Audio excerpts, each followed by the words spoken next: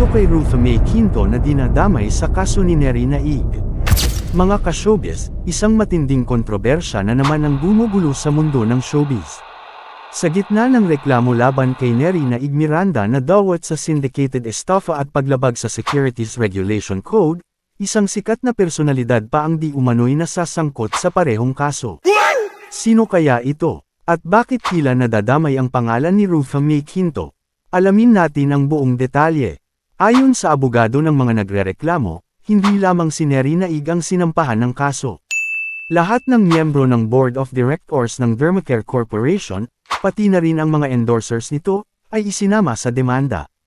Isa sa mga dahilan kung bakit nagtiwala ang mga biktima na mag-invest ng halos 90 na milyong piso ay dahil sa kredibilidad ng mga artista na nag-endorso ng kumpanya.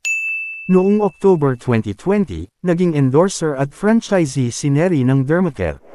Ngunit noong September 1, 2023, sa isang Facebook post, inanunsyo niya na wala na siyang koneksyon sa Dermacare.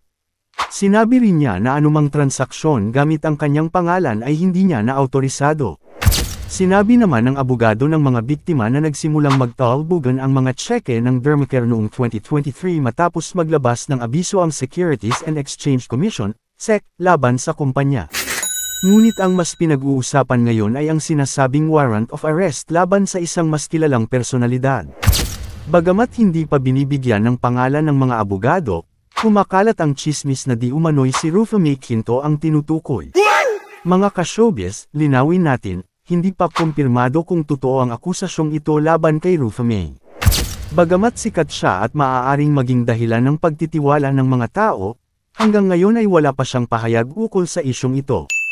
Ang ganitong kaso ay muling nagbukas ng usapin tungkol sa responsibilidad ng mga celebrity endorsers.